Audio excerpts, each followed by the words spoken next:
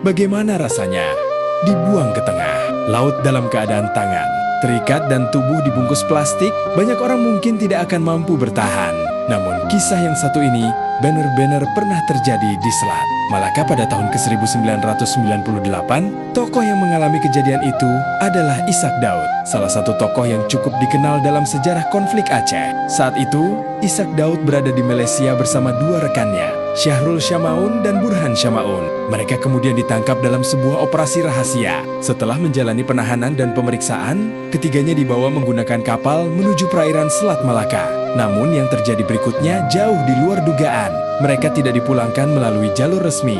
Di tengah laut lepas, ketiganya justru dilempar ke laut dalam kondisi tangan terikat ke belakang dan tubuh dibungkus plastik. Bayangkan, gelap, malam, ombak besar, laut yang luas tanpa pertolongan siapapun.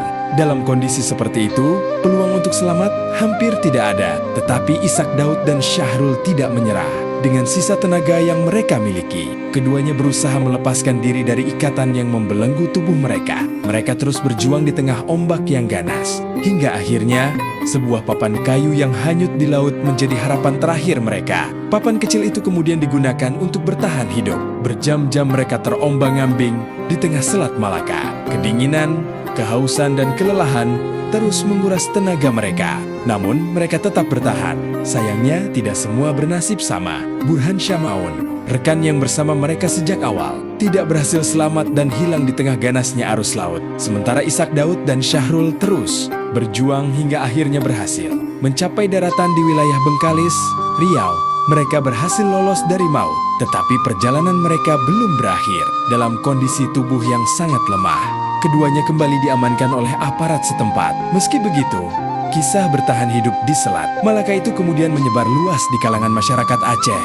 Banyak orang sulit mempercayai bagaimana seseorang yang dibuang ke laut dalam kondisi terikat masih mampu bertahan hidup. Karena itulah, muncul anggapan di kalangan masyarakat bahwa Ishak Daud adalah sosok yang sangat sulit ditaklukkan. Bahkan, ada yang menyebutnya sebagai panglima yang memiliki 9 nyawa. Benar atau tidak, kisah ini tetap menjadi salah satu cerita bertahan hidup paling dramatis yang pernah dikenang dalam sejarah Aceh.